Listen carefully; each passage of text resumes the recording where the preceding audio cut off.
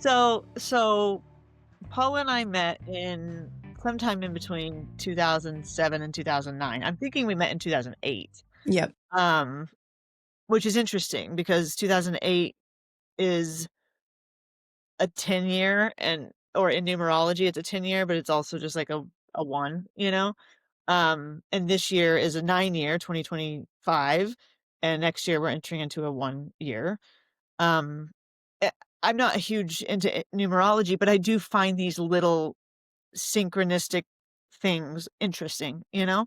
When I say I'm not huge into something, it just means I don't know all of the details. I haven't read all the books. I haven't taken the courses. I haven't invested in the, in the mentors or whatever. It's just like a noticing, it's just like a notice. And so I feel like, our time, we met in East Texas at a place called the Honor Academy. Um, I feel like that time that we met was more like I knew of you, and knew you through mutual friends and through people in our community and like the other interns that were out at the Honor Academy, but you and I never sat and, or I shouldn't say never, because we very well may have, but we didn't sit consistently at the same lunch table. We didn't sit consistently next to each other in class. Like, I mean, we weren't friends in that way of like social friends together hanging out all the time, right? I mean, it was more just like we made an impression on one another at that time. And then fast forward, 17 years or whatever, almost, 12.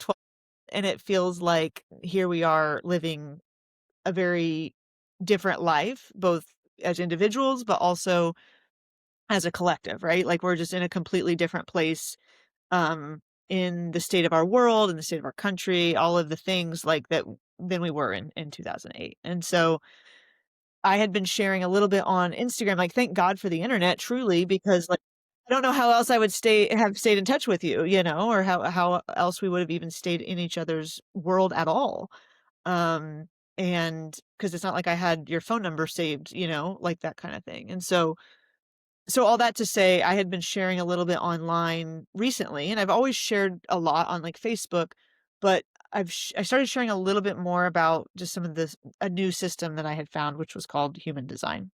And specifically, I was sharing about being a projector inside the human design system. And for me, human design was introduced to me in like 2017, maybe. But I didn't really like take much thought to it at all. Like it was more um just I became aware of it, but I didn't like dive into it. So all of that to say, I'm going to try to spend today not over emphasizing like specific dates and times and when this happened and when that happened, because I can get really like into the nitty gritty about it. And actually it doesn't matter.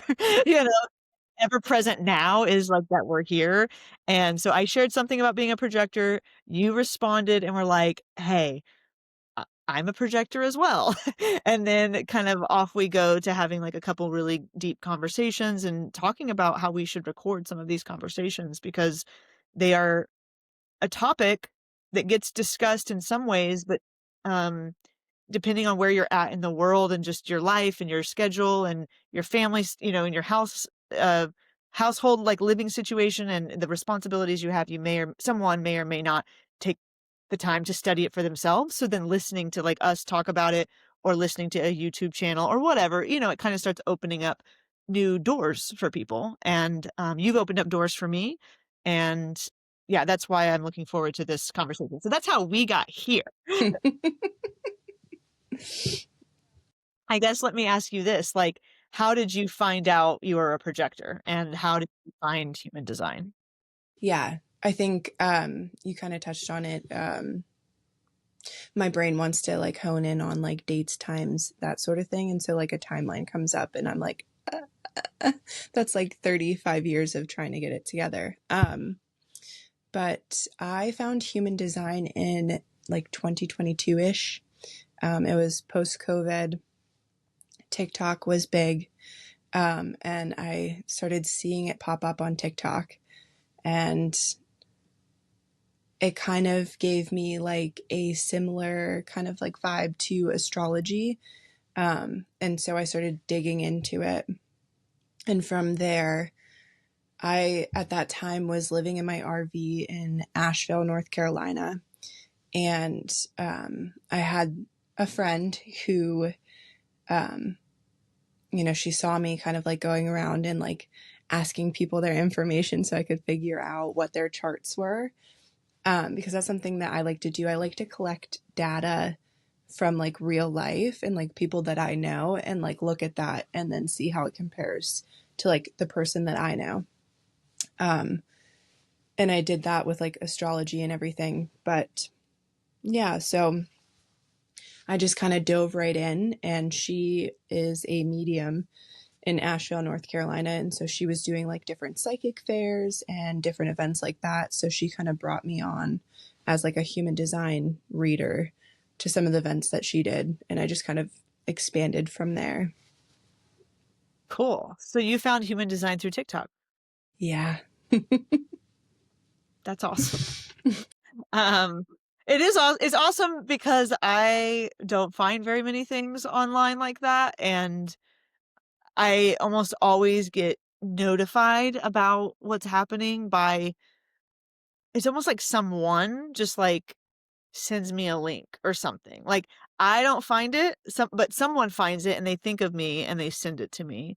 Um, so anyway, I just find it interesting like how all this works. Like, and that's how human design worked for me was like I just remembered this the other day when I was going through my Facebook Messenger with someone that I used to know, and I'm just like the last message that they sent me was my human design profile in 2017, and I didn't dive Crazy. into it at the time. You know, it just wasn't the time to dive into it, but here we are for me. 7 years later. Okay, so what would you say? And we'll get into some of like more of the things that are relevant to you or me or like a person, an individual, but like, what is human design and why do you think you were attracted to it at the time? I think that I was looking for a little bit of direction, which is funny for someone with a defined G center. And we'll go down that road. But I think I want to like I've always kind of like felt a little um, untied to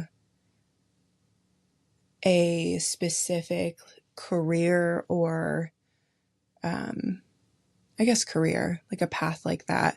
I haven't really like felt like called to do something. And so human design offered a lot of information, and I just enjoyed kind of diving into that.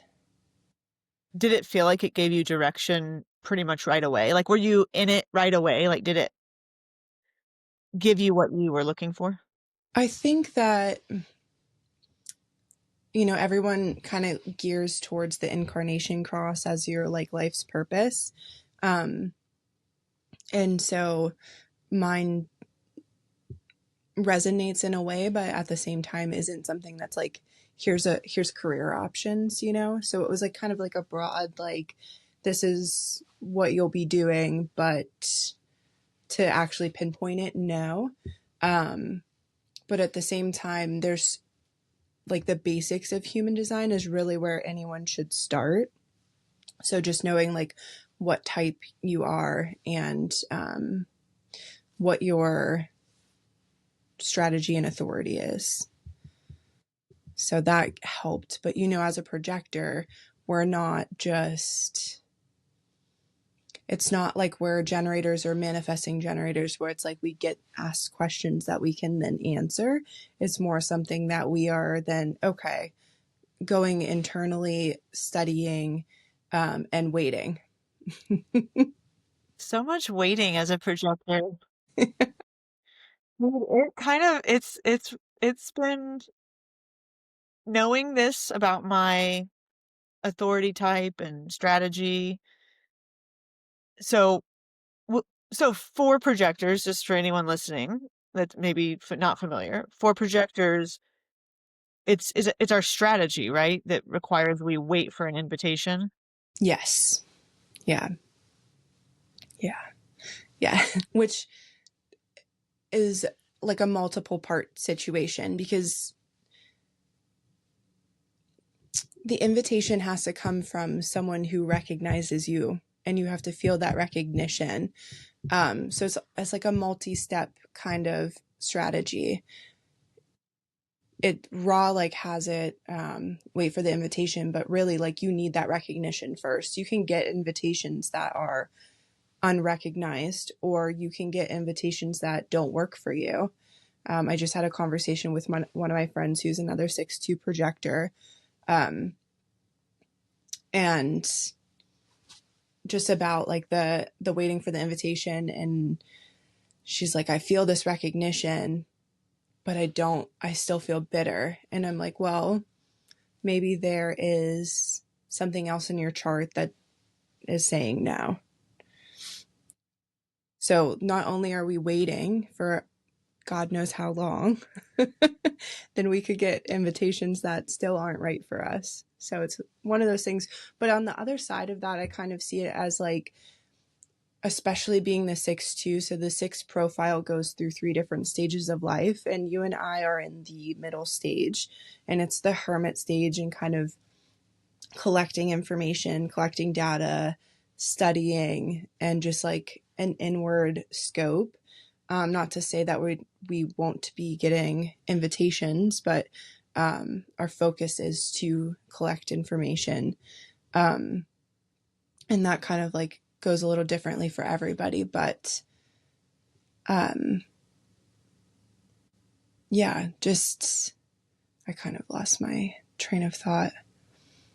There's there's something about what you said earlier in terms of your friend felt. Oh, and this is a question I meant to ask you before we even hit record, is that would it would it be of would it behoove us, I think is the word I want to use.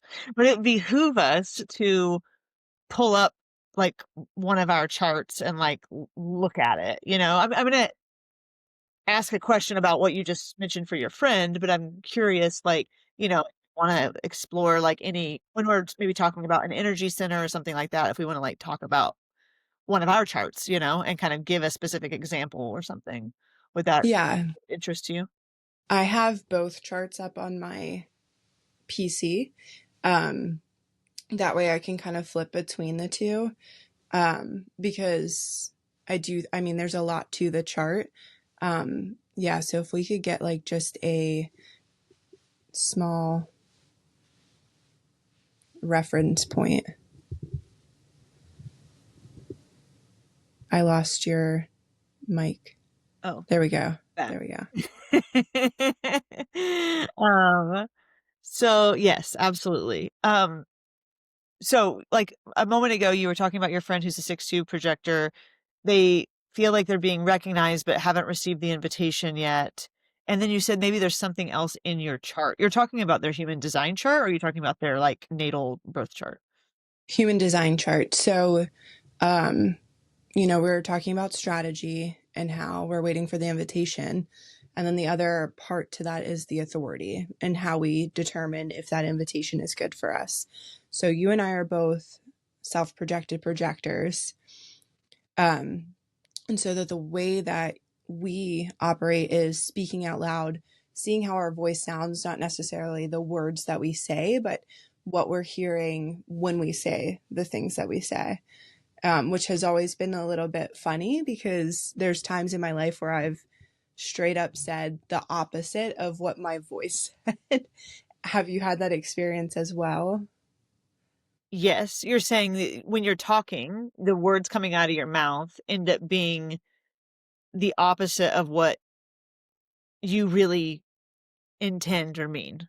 Yes. Absolutely. And I can tell it in the moment where it's like it feels like, okay, I'm talking, and then I have to just tell the other person on the other side, like, sorry, I actually need a pause because I don't think I meant exactly that. If someone's listening, I guess, on the other side.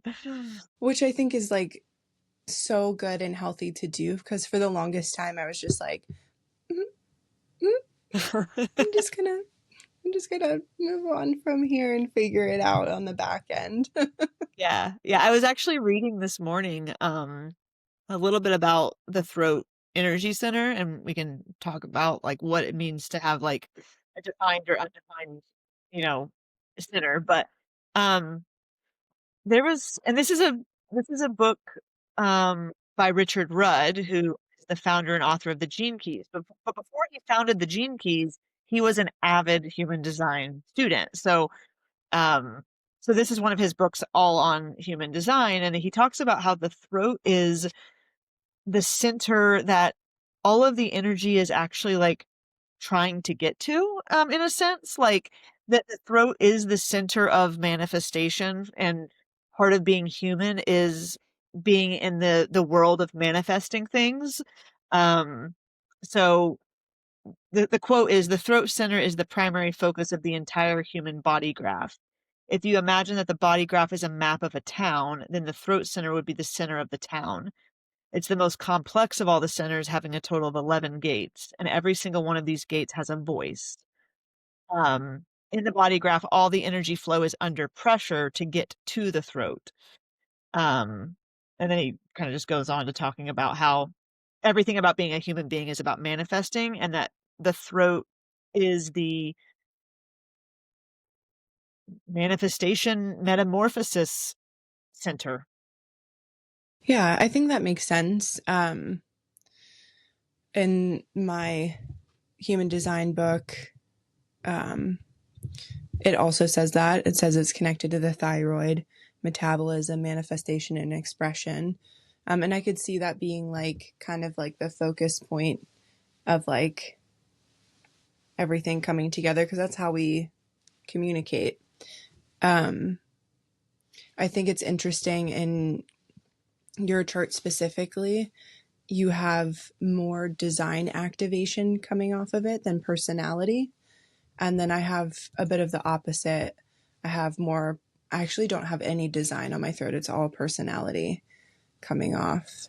Yeah. Interesting. See, and this is something I haven't dove into really at all. So tell me a little bit about, like, personality versus design. I understand that the time difference and, like, where they get the information from, but what is the difference really between what we're talking about when we say personality and design? So personality is what you know yourself to be. Um, if you think of astrology, it's like your sun sign. Like most people, when they're talking astrology, it's like, oh, I'm a whatever. They're talking about their sun sign. Um, so I relate personality like that. And then design is 88 days prior in the womb. So it's a different aspect of you, and it's something that's more unconscious. So personality is very conscious, design is very unconscious. Um, and so it's just kind of like it happens, and you might not know that it's happening, or you might not know that you do those things. I see. I see.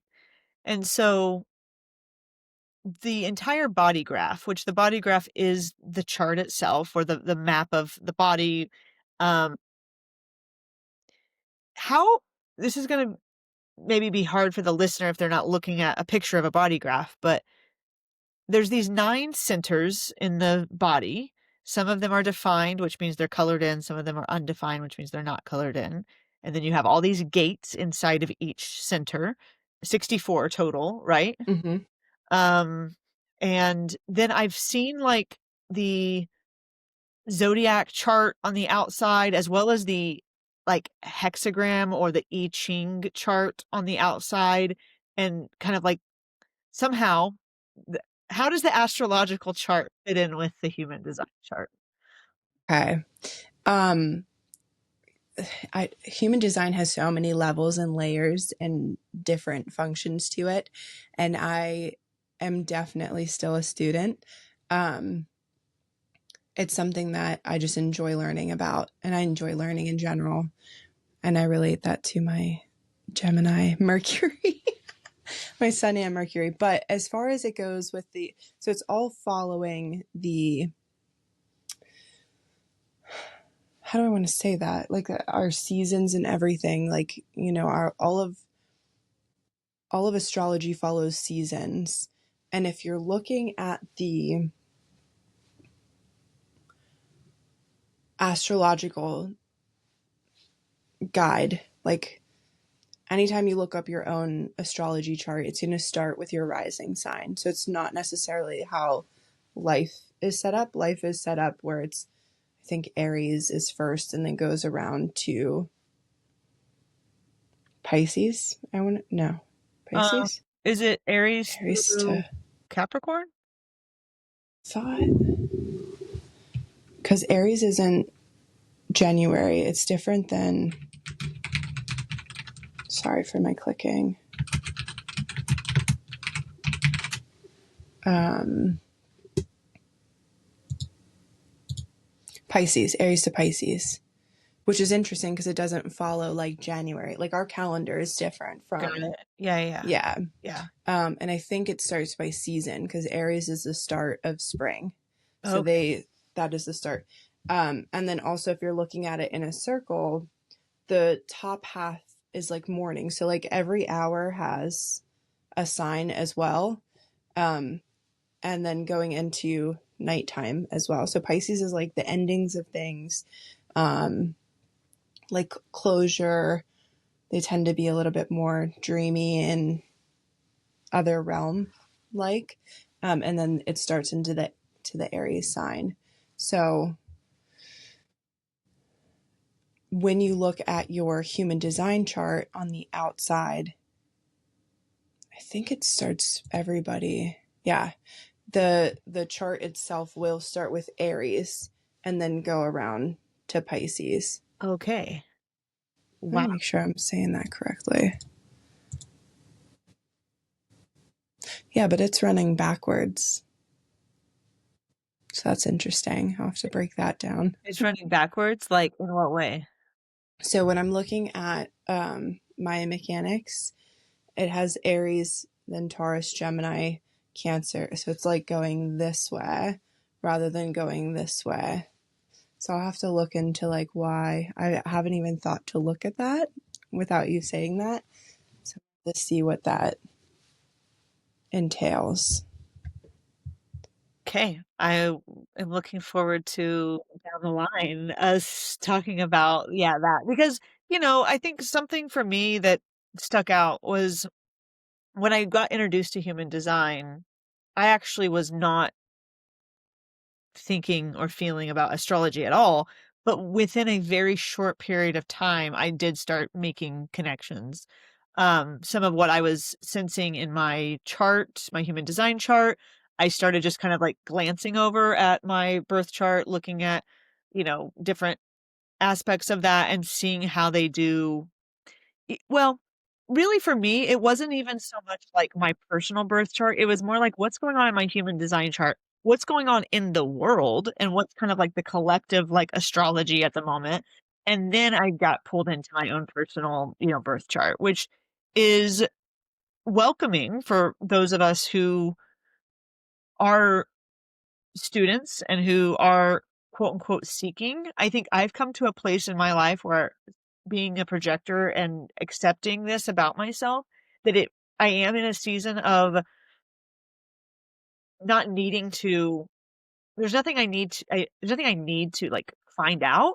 It's more just like being open to discovering and connecting. For me, it's a lot of connecting dots. I don't know about how does it feel for you? It's just like I see the dots connecting everywhere, and it's like I have no judgment about any system because I can tell you, I don't care if it's a Taylor Swift song, Ted Lasso, or what's happening in the stars right now. We can find some connections, you know? I mean, it's just there.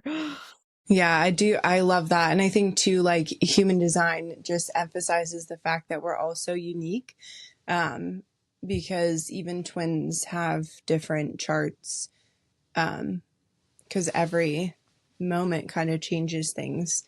So I think it's really neat to see and really neat to be able to like just look at the information and see how it sits with you. Absolutely.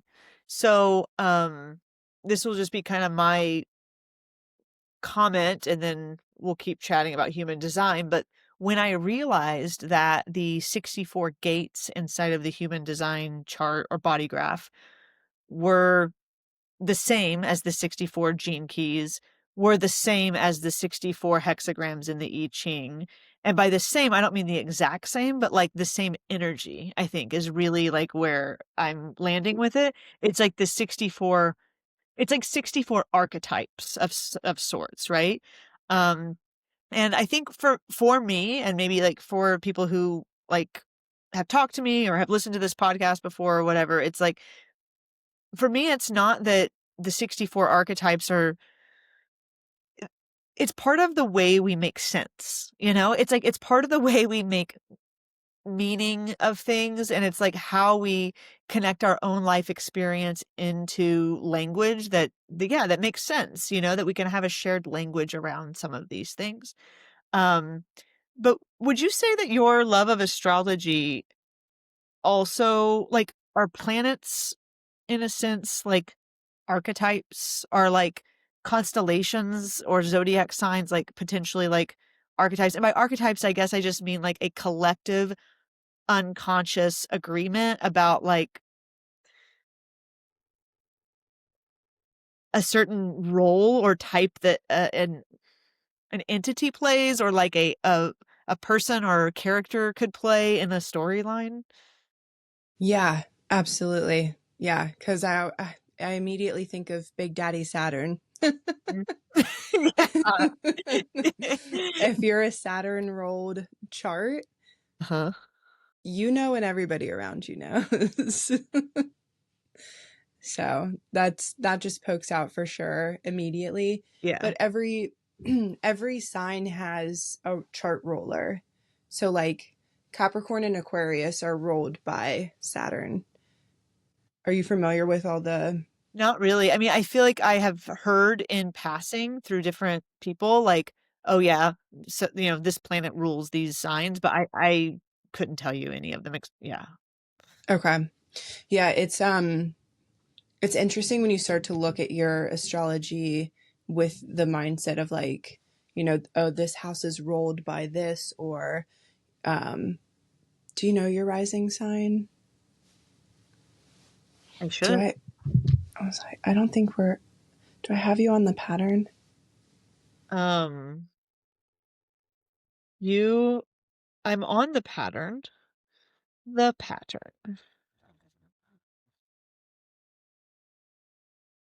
Just to be able to pull your,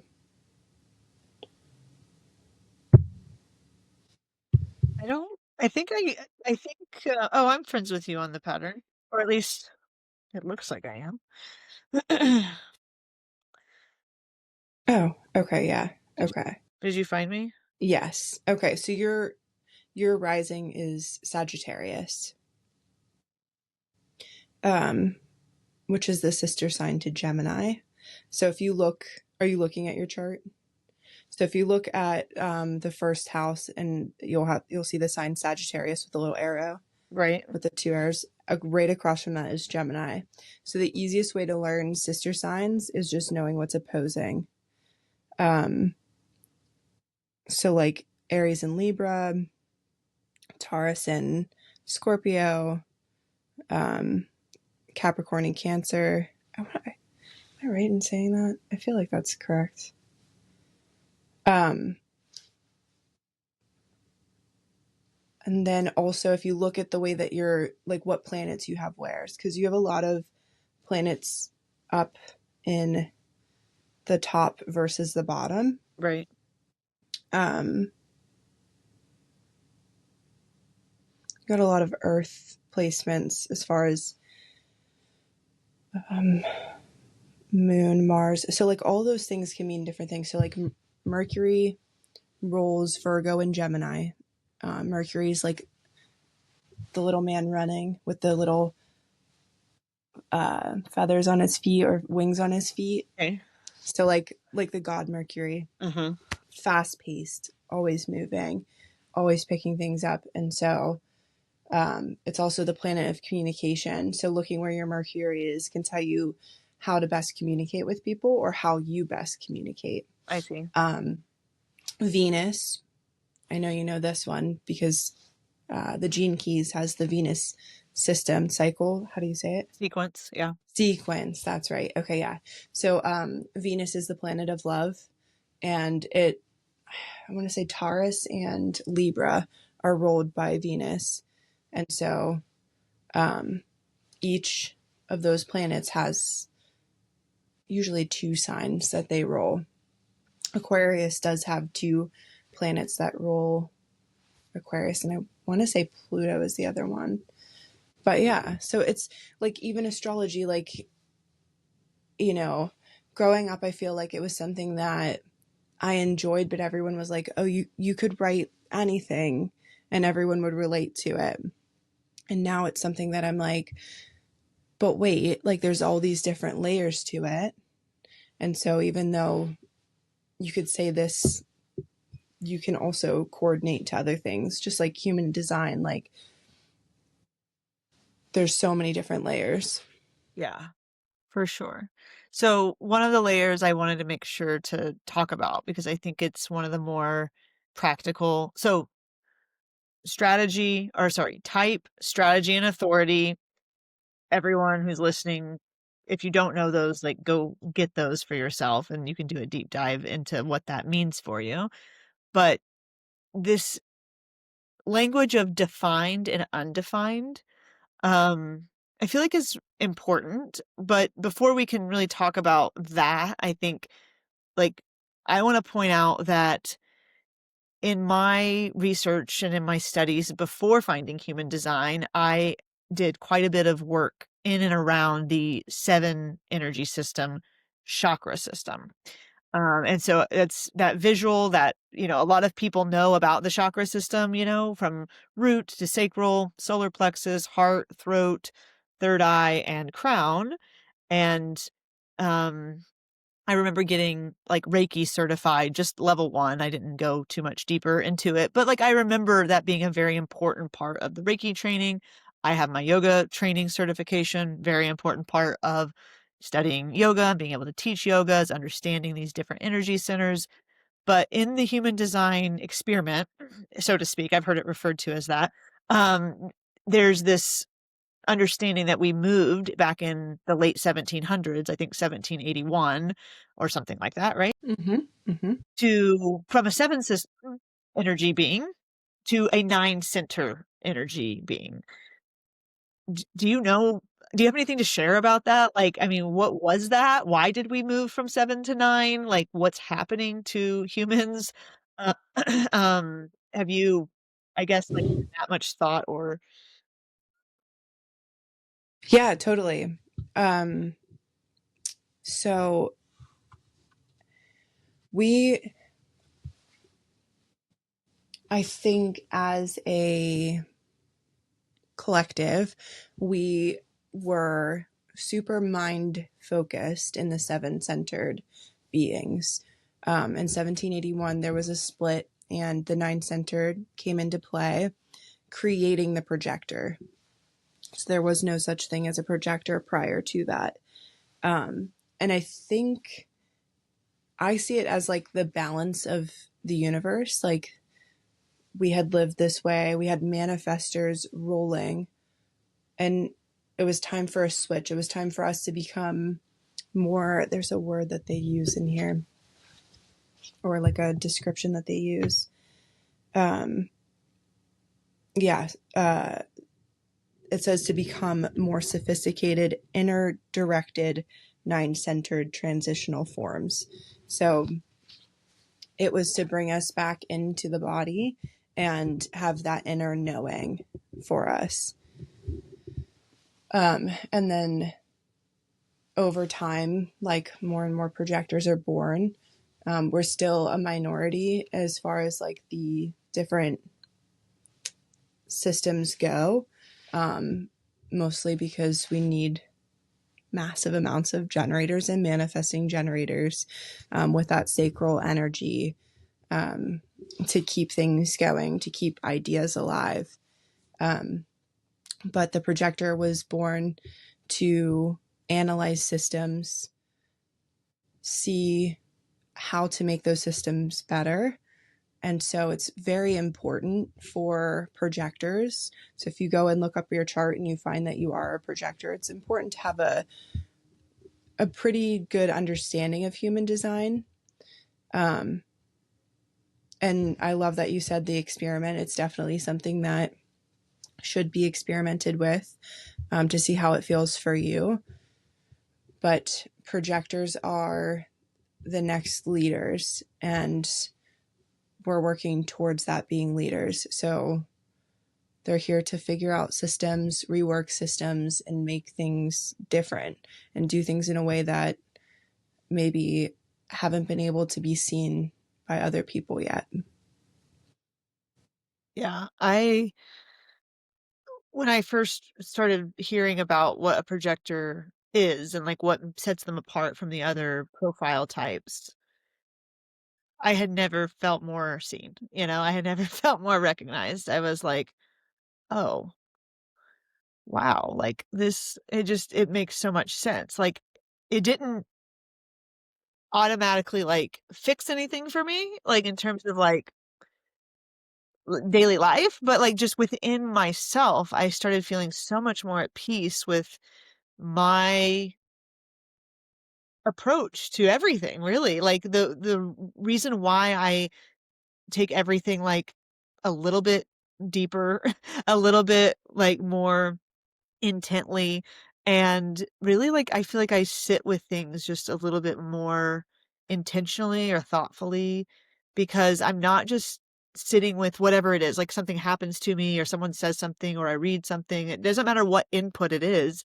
I just I've always enjoyed taking my time with it and then letting it evolve and not taking whatever the input was just at strictly face value. I needed to go deeper, and I didn't know why I needed to go deeper. It wasn't like I was planning to be a professor at a university, or it wasn't like I was planning on, you know, um, necessarily teaching everything I was studying. It just felt like I had to study it. I had to study it because I guess now I feel like I had to study these things, and I still study these things so that as my time comes and as our time continues to come as projectors, to take those reins of leadership and lead our world into a new type of world, right? Like, um, we are entering into some really like uncharted territories where the way things have been led in the past aren't going to be the way things are led in the future.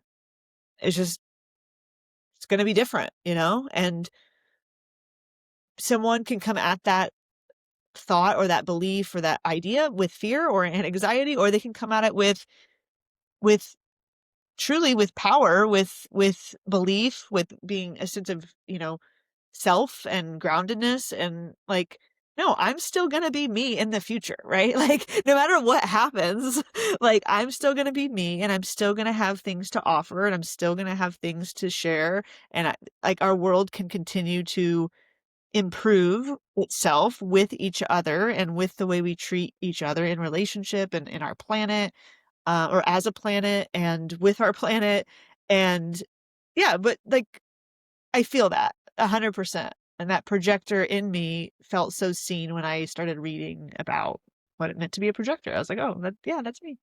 Like, try, like, um, so how did it feel for you? Like, I mean, did it, when you found out you were a projector, like, I mean, how did you feel?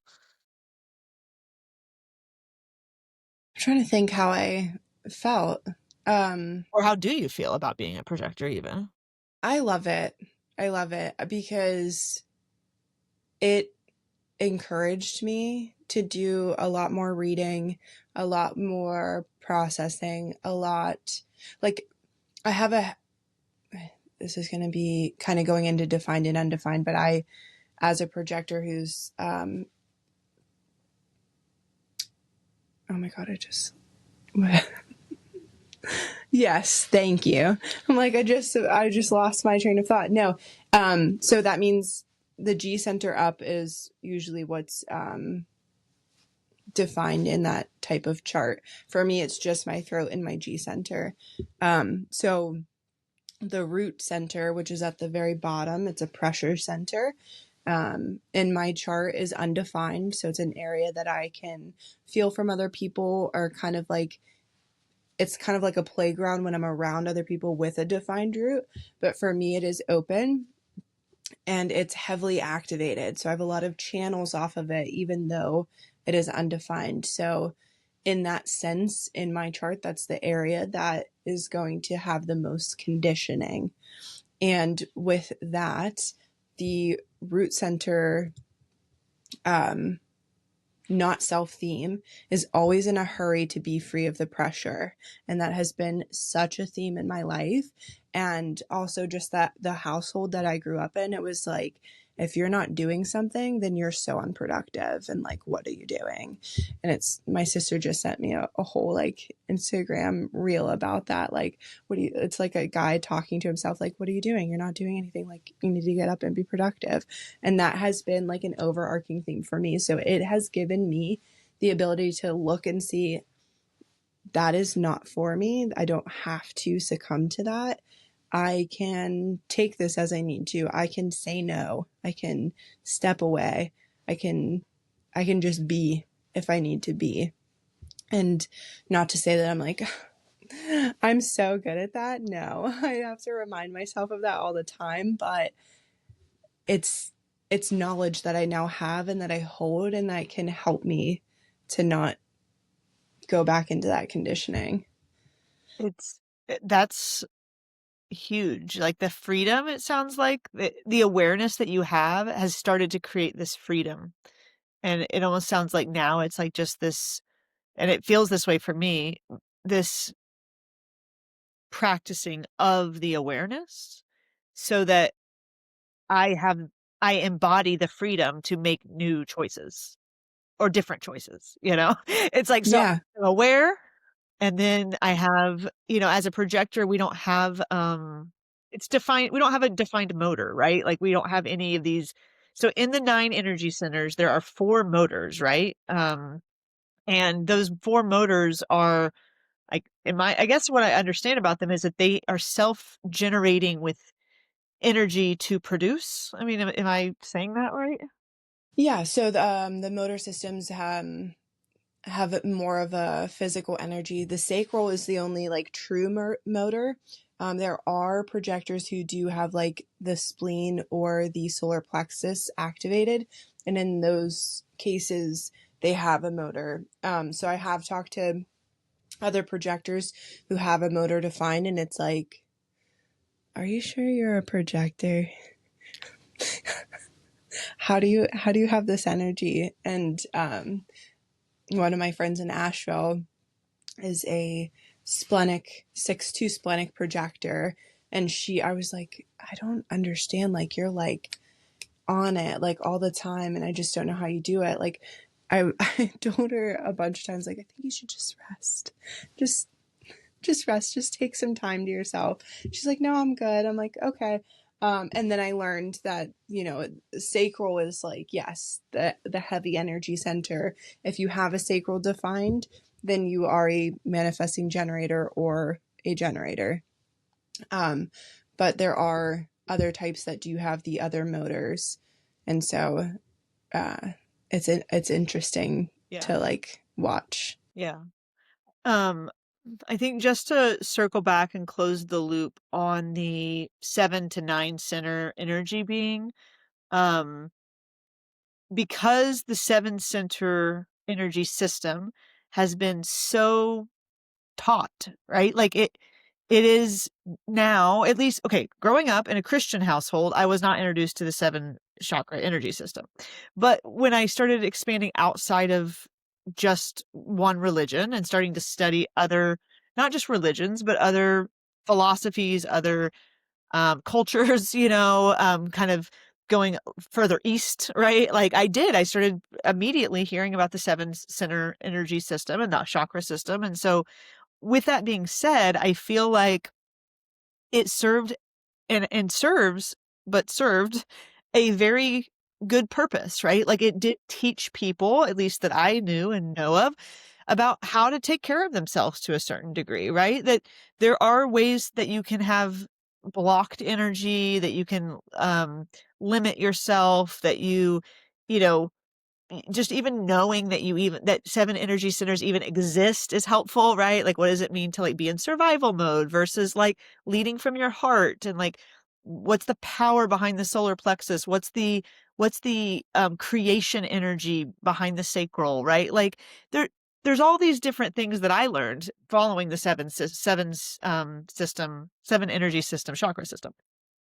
So, I'm not here to bash that in any way. I just think it has been enlightening and super cool to go deeper and to speed up to now, to modern time, because something I'm very passionate about is talking about how evolution isn't something that, like, happened and then now we're just stuck with the current evolution and we will never evolve again. No, we are literally evolving. Like, it's a process, and then there's a word for it. It's a science word. There are these points in time where the evolution that has been percolating in a species then leaps and just changes almost what feels like overnight. Um, so it's not like, I always wondered that, actually, like, when learning about evolution. I wasn't taught evolution as a kid, and I don't think you were either. But, like, I don't know, actually. But I was taught, like, humans were humans and apes were apes and whatever. But, like, I guess what I'm saying is, like, I always had the problem of, like, but where are all the in between species, right?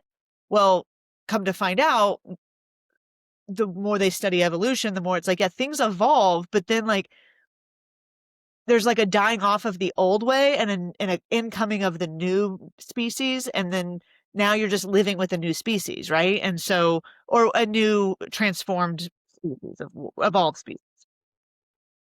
I share that because I feel like that's what human designs, like, it's a prophecy of sorts too, right? Like, kind of the human design prophecy is saying is that, like, we are evolving. We have evolved. In 1781, we evolved also as a species, but also projectors came into the world. That was the same time that one of the planets was one of Hmm. the planets was found. Oh, it's Uranus, because, like, Mm. because Uranus is the projector planet, and that was the same year that Uranus was discovered, and that's the same year that projectors came into the world. Because the consciousness opened that up, is, like, how I interpret it. It's not like, I don't know, there's different ways of looking at it, but it's like, our consciousness as a humanity opened up a discovery of something in the skies that we hadn't discovered before, which, by the way, is happening now. Like, even this month that we're sitting in, right? In the past few months, since August, I think, or maybe even earlier, we had, like, three-eye atlas coming through the skies, and then it was, like, behind the sun, and now it's on the other side of the sun. And I haven't been keeping up with all of this, but, like, when people discovered three-eye atlas back a few months ago, astronomers discovered it. They were like, this is an interstellar object. It's called 3I because it's only the third interstellar object we have ever seen with the human telescopes. Um, like, it didn't come from our solar system. It came from outside of our solar system, and it's going so fast that it's not going to get wrapped up in our orbit. Like, the gravity's not going to be able to do its thing on this comet because it's going so fast. Um, so from what I understand, and you're the expert on astrology, but from what I understand, it's like when humans discover new things in the skies, or really in any kind of, like, new awareness scientifically, it it's like it unlocks something inside of us. Like, it unlocks something as a collective that we can now access, maybe a truth or a wisdom or a knowledge that we otherwise wouldn't have been able to access before we discovered that thing. Yeah, I think growing up in a Christian home put a lot of things in like black or white perspective, at least from my perspective, rather than it being like life is full of all these beautiful different shades of gray, for a lack of better term. But I think that's something that I've embraced over time, is I do think that we are evolving. I've seen it in dentistry, actually. I'm an expanded functions dental assistant, so I've been in the dental field for 20 years, and um, more and more people are coming in and they don't have wisdom teeth coming in. It started like when I was getting my wisdom teeth out at 16, it'd be like, oh, this person only has three. And then it was like, they only have two. And so, like, over the last 20 years, we've started to see an increase in people not having wisdom teeth because it's something that we're just evolving away from. The way that our food is made, it's not something that we need anymore. And so it's like little things like that that just like kind of hint towards the fact that we are changing as people. And I think sometimes that people want to label things as good or bad rather than it just being, and or having to have some kind of definition to it that allows it to be some sort of way per se. But yeah, so I do think, I think it's good that we're evolving. I think it's good that we're moving forward. I love growth, and I've tried to maintain that as like an overarching theme. And I think that, yeah, I don't think there's anything wrong with it. Yeah, no, that's good. Yeah, that's good. So, and this might be a topic for a whole other conversation, but if that happened in 1781, what is happening in 2027, and why is there so much talk in and around the human design system about the year 2027? um, I think there's a lot of systems who are talking about 2027. Um, because I've even noticed in like Christianity, I've heard people talking about it as well. And I'm not sure of the ties in that particular stream, but a lot of people are talking about the year 2027. I think that what's beautiful about life is that we can get information from so many different things, whether it be astrology, human design, the gene keys, wherever you want to pull from. I do think that there's truth in a lot of things. But 2027 is supposed to be a change of the incarnation cross. So from what I understand, we're moving away from like family planning and into the individual. And so there's a lot of speculation as to what that's going to look like and how that's going to play out. I think it's I think speculation and thinking about it is fun if you leave it in a bubble of like, you know, this could happen, that could happen, and that sort of thing. I think sometimes, especially in the world and the culture that we've grown up in, it can kind of get pulled into a worrying, fear-based situation. Um, so I think, yeah, I think it's hopeful. I think that there's a lot of hope, because it can sound very like isolating talking about going into like the individual phase. But I don't think that it's going to be isolating. I think there's a lot of room for hope and change, and just especially if projectors come into themselves. I think the way that we can see a lot of change in the world is when people start to dive into themselves and like do the work that they need to do, because that's going to allow room for people to recognize those people. One or two projectors can't do all of the work themselves. It's definitely a collective thing. And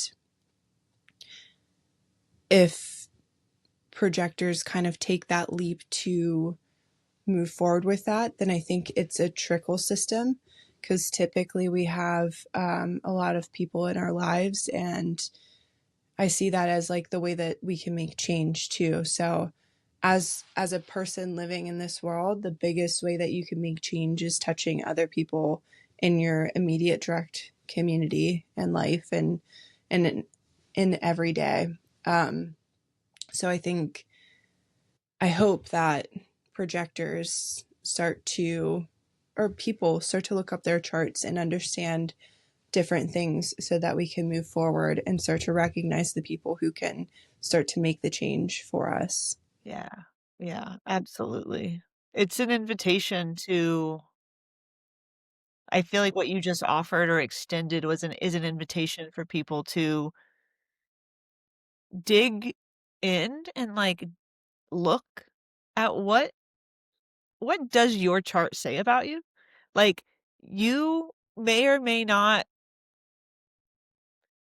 it may or may not click right away, you may or may not agree right away, you like, whatever, but it's just like you said, it doesn't have to be like this black and white thing of like, "Oh, this the chart says this about me, and this is like gospel truth." It's like, "No, the chart says this about you." How does that show up in your life? Or does it? Can it? Will it? Has it ever?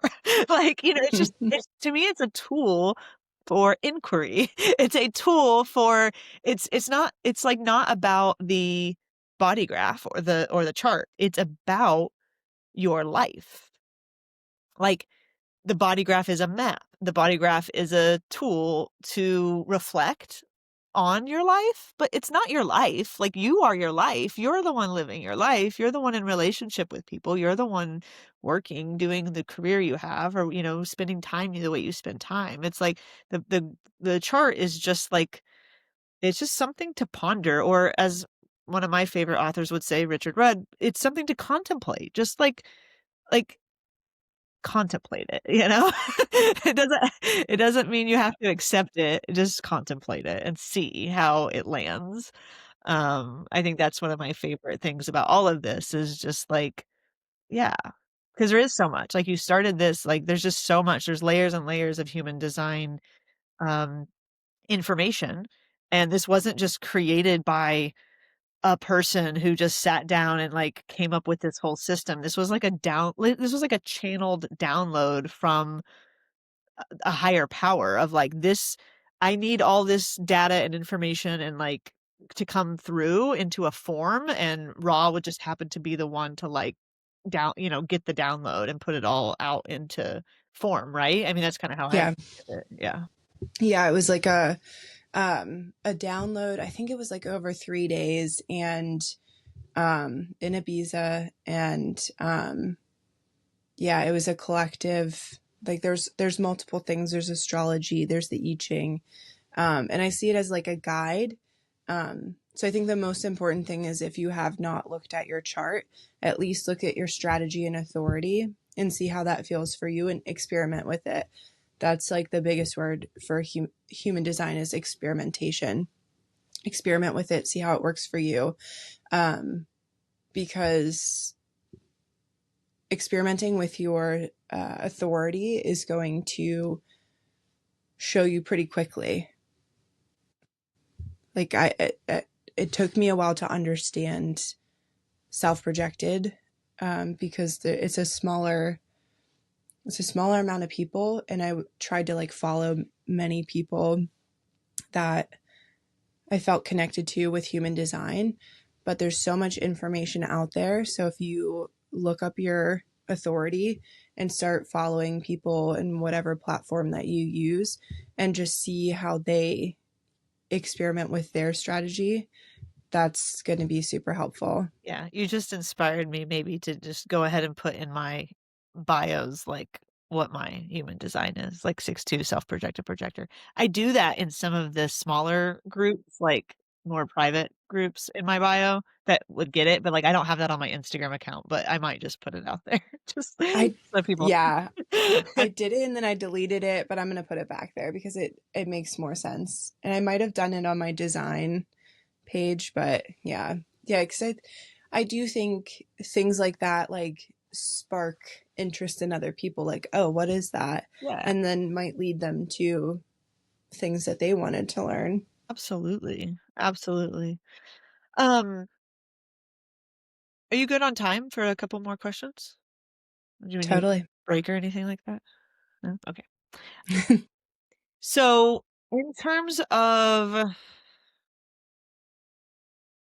defined and undefined, there's the 9 energy centers can be either defined or undefined in a person or in a chart, but then all of the gates inside of those energy centers can also be defined and undefined. And you can have defined gates inside of undefined energy centers. I know I have one energy center that has no defined gates either, so it's like a completely open energy center, um, which is Ego. the ego. Yes. What does this mean? What does it mean to have a completely undefined energy center? I think, from what I understand, having open centers, undefined centers open, it's areas that you can feel from other people. It's not something that you spark energy in. It's something that you can feel. And like they use the word playground. So it's something that you can kind of like feel and experience, but it's not something for you to take home. Um, so if you were to come in contact with someone who has their ego defined, you would probably feel it a little bit stronger than um, two defined egos coming together, if Okay, that makes sense. it does make sense. So am I also understanding that because of the encouragement that when a person finds human design, that they potentially could be sparking a 7-year deconditioning process. So I kind of want to like talk about conditioning and deconditioning in relation to defined and undefined, because if I'm understanding correctly, it's like our open centers, the undefined centers, are the ways that we also get conditioned growing up, basically. That we're around all these people and they're all putting their defined energy of that center into us, and we're kind of latching on and plugging in however we plug into other people's, in my case, ego, let's just say. Um, but then if we decondition ourselves, now it's a playground to like figure out, how do I want to show up in this way? What do you think? Like, So open centers that have uh, defined channels coming off of them are areas that you may experience more conditioning. So for you, your root center. So when I was speaking to the pressure to always be in a hurry, to be free of that pressure, that can be an area. But those areas are they're areas that are not activated or have energy, so it's not something that you naturally pull from. But they are what you can experience. So that is definitely an area of conditioning for us. So if you look at your chart and you see an area that maybe you feel like, how do I want to describe that? Hmm.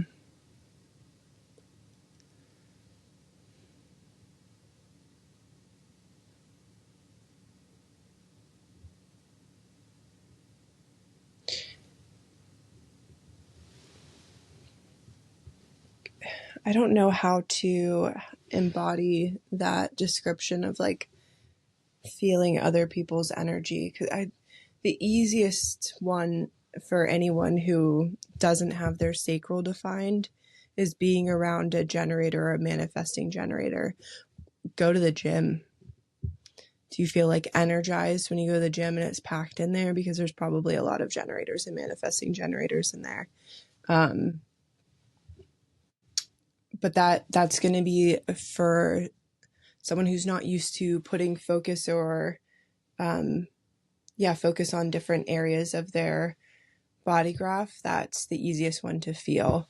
And if you have a defined sacral, then probably being around the opposite as well, just knowing what that feels like to experience someone who doesn't have that, or to see what it's like to have conversation versus being in the room with someone that has that sacral defined. I read this morning, I told you I felt inspired to read a little bit, and when that comes, I try to listen, and I read this morning that the definition is, like, where we really can rely. Like, we can rely on ourselves. We can trust that those defined centers and those defined gates are going to be there for us, like, that we don't have to, like, strive for them. We don't really need to worry about whether they're gonna be available or not because they're ours. That's our uniqueness. It's our unique, yeah, our unique print in the world, so to speak. And that it's our undefined areas, like, are the ones that first and foremost, creating awareness around, like, it's not that we don't have the energy center exists. It is undefined and potentially conditioned. So I think I'm even trying to get even like more clear for myself. And this is me being the self projector, just talking it out. But like, I'm trying to get even more clear for myself. It's 1:11 on my clock. I know you're an hour ahead, but I love to see that. Um, the difference between, not even the difference, the sameness as maybe I'm operating like I have a defined center when I really don't, but I'm operating like I do because I am conditioned with someone else's imprint on that, so to speak. Or I'm plugged into someone else's either a previous relationship or a previous teaching or a previous something. So that's why the deconditioning process is so important to like really free up and to realize like, no, like that's not mine. Like how I was operating in that way was someone else's or was a system that wasn't mine to plug into, whatever it is, and then, like, owning the fact that, no, it is a playground for me. I can now choose intentionally and purposefully about how I play in that energy center, who I play with, like, what this is like, how does it show up in my life in a way that's intentional and purposeful, not in a way that is by default, I guess, just because I'm alive and around other people. Yes. So a lot of people do not spend enough time alone to the the deconditioning process is just as much being in your own aura or your own auric field as it is understanding and being aware of the things that you can be conditioned in. And so Ra is big on coming up with different ways that you can be in your own aura more often. The biggest one is sleeping alone, which is like always sparks an interesting conversation. But for however many hours, I like to get 9 personally, for 9 hours a night, if you're laying next to someone, you're constantly in their auric presence and your body graph is constantly being affected by their body graph. And so that conditioning is unconscious. It's happening whether you want it to or not because you're there, you're in it. And I think that it's a common belief that your field is like your arm's length and then some. Um, but the way that I found personally that helped me was to start that process of sleeping alone. And I've done that for at least over 2 years now. Wow. Um, so that's just an easy, like it's, is it easy sometimes because like a lot of people have partners and then having that conversation like, hey, I don't want to sleep in bed with you because you're hindering me. Like, sorry, but no, I do think that it's a conversation that you have to navigate if it's something that you want to do, but it's really helpful to not have those 8-9 hours a night in someone else's presence. And in doing so, because I mean, during the day, most of us, especially now, everyone's going back into the office. We have to be surrounded by other people's presence. We have to be in other people's auric fields. And so, um, yeah, just getting that time to where you can let everything kind of like flow out. I've seen a lot of people who do like an energy clearing for themselves. Um, and you can do that, but like you need to give your body and your system enough time to like let go of those things, and then in doing so over time you'll be able to feel different people's um, centers. For example, when I met my boyfriend, we spent like 8 or 9 hours on our first date together. And when we were sitting across from each other, I was like, without a doubt, he has his head center defined. Like I can feel that in my body because I got like a twinge of a headache, and it wasn't like a dehydration or anything. I was just like, there, he's got it. And when I later looked up his chart, he does have that defined.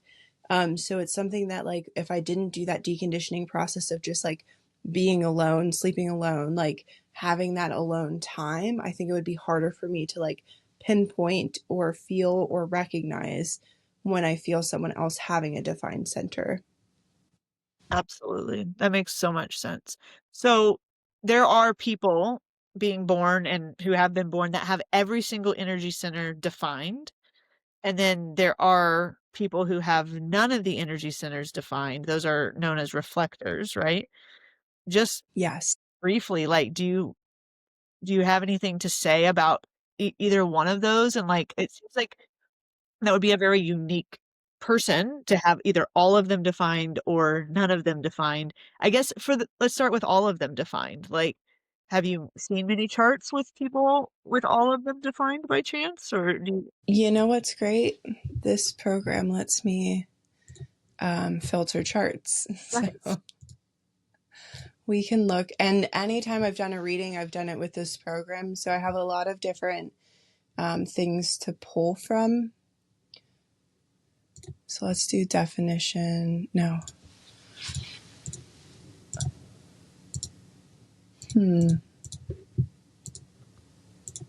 It doesn't actually have one that has the centers. Is Would it it like be like, then, or what does it let you filter by? I can do it by type. I can do it by profile. So I looked up how many 6'2" people I know. I should have been putting like last names in here, but that's okay. Um,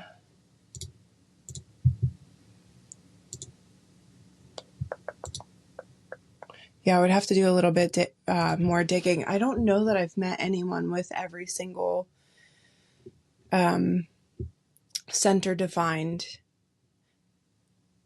I do think that there's a sense of like just when you do meet someone who has a lot of defined centers, they're very, I don't want to say sure of themselves because I think there's a lot of people who aren't, but it's more like whether they know it or not, it's very obvious that they kind of like, Yeah. you know what I mean? Like you, No, I know. I'm thinking of one person in particular who has all of them except for one defined, and even that person, I don't know anyone either. I haven't seen anyone's chart anyway that is all 100% defined in terms of the centers. But even this person who has all of them but one, yeah, sometimes I'm just like, it's surprising to me because I have my head defined, my ajna defined, my throat defined, and then my G center defined. So it's like all of this. And that means I have five other, centers that are not defined. And I feel like I can tell that. Whereas, like, in my observation of this person that has 8 out of 9, they have a lot of questions about things because it's their head that's undefined. mm, Um, so a lot of like questions, a lot of curiosities, a lot of like doubt, a lot of seeking, a lot of that. But for the most part, just daily life, practical living, let's go. You know, like they don't really like feel paralyzed or anything. Like they're just like, let's go. Um, so interesting.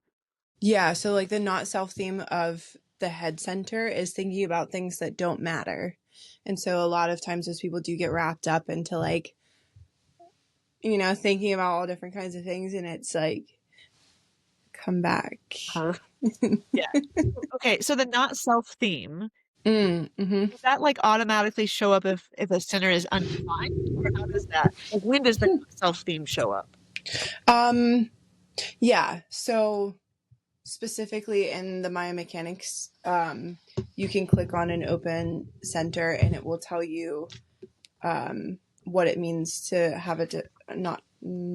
I just Not if self. you click yes, the Yeah. not self theme, um, and that is something that's like one of the more like if I'm doing a reading, I'm going through the type, the strategy, the authority, and also not self themes of areas of conditioning. Because I just think that that's super helpful. Yeah. Okay. So I'm gonna go explore more about like the not self theme because I also think just like strategy type and authority is so empowering once you like really know it and you can kind of start seeing how it shows up in your life and experimenting with it. I also think the not self theme is a huge part of that.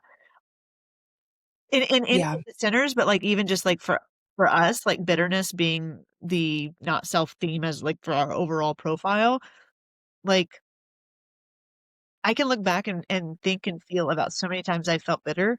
And I'm not, this isn't like Meg patting herself on the back, but like I haven't felt bitter in a hot minute, you know, because like I'm really living, like I feel like I'm really practicing like just my own personal success of like what it means to be me. And like I have no place to feel bitter right now because if I feel, if I were to feel bitter, then I just know there's something inside of me that needs to change. It's not something about the person that I'm feeling bitter around or the situation or whatever. It's like, no, I'm the one who needs to shift my lens, shift something inside of me so that I don't feel bitter because, like that's me not being me if I do.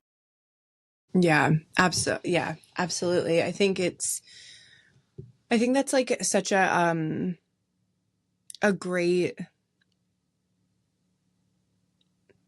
like learning experience for life. It brings me to like the Four Agreements. Have you read that book? Yeah. So like, and I think of it like I can't control anything other than me and what I'm doing. And so yeah, it's nice to be able to like reflect in and change perspective and pinpoint where that's coming from and be able to navigate that in the future if something comes up that's kind of similar. Absolutely. So Um, Kind of starting to wrap up here. Is there anything astrologically or in human design that is on your heart right now that you feel like is important to tell people that maybe that we didn't specifically talk about today? Um, just any, I guess, like not forecast necessarily, but just yeah, anything that seems like last words from you on the collective energy that is out there at the moment. I haven't looked at like what's coming yet. We just went through a full moon in Gemini, um, which is pretty cool. And that like I find full moons no matter what sign it is in to be very cleansing and a great time to just release what doesn't work and recenter and refocus. And I think that's something with like just the seasons of life being able to, it's going to come every 28 to 30 days. You're going to have a chance to be brought back into that awareness of like, okay, let me release and move forward. Um, but as far as anything coming up, I just have hope for the future. Me too. Yeah, me too. I feel very hopeful. I feel very supported by the truth. And I think, something about truth is that the more we work toward understanding truth for ourselves, the more I guess just stable I feel, in the sense that, like, I can read, I can study, I can uh basically keep what is true and leave what maybe is not true for me right now, and move forward. Like, basically, I guess what I'm saying is that, like, the truth that I'm feeling right now of, like, what the future will hold and the hope and all these things, it feels like a mass shift of consciousness is, like, on the planet, that we're all doing it together, and I'm not saying that there won't be people who, are, like, anti whatever it is, but, like, I also feel like those of us who are choosing love for the core, and, like, the epicenter of, like, all of our happenings and all of our choices, um, I think it's A Course in Miracles, to be honest with you, that says, um, "Nothing real or true can be threatened, and nothing unreal exists. Yeah. Herein lies the peace of God." And it's like, I can get down with that. You know? Nothing real can be threatened. Okay, cool. Like, I'm here for it, nothing unreal exists. So I'm just gonna keep living out my truth as much as possible. Um and being able to chat with you about these things, like, is a big part of me living out my truth. So thank you for being willing to hop on here and do this with me. Um, I would love to have you back if that's on your radar at all, and we can go, like, in more specifics about any of the elements of human design or astrology. But is there anywhere or any offering, like, if someone wanted to get their chart, could they reach out to you, or, like, are you doing that right now? Like, tell us just a little bit about, like, how people can get connected with you and what they might get if they do reach out to you. Yeah, absolutely. I have a Instagram handle, Divine Design Paula. And so you can reach out on there. You can find charts for free online for the most part. They kind of redact some information, but I have a system that I can send extra info if you're interested. And yeah, get the conversation started and we can talk about things. Thank you for letting me be a part of this and talk and have a nice open communication. And I look forward to more. Yeah, absolutely. Thank you, Paula. Appreciate you so much. I hope you have an awesome day. And to all of our listeners, many blessings. And I hope you have a lovely month of December, or whenever you're listening to this. Maybe you're listening to it in 2026. I hope it's been a good start. And we'll talk to you later on.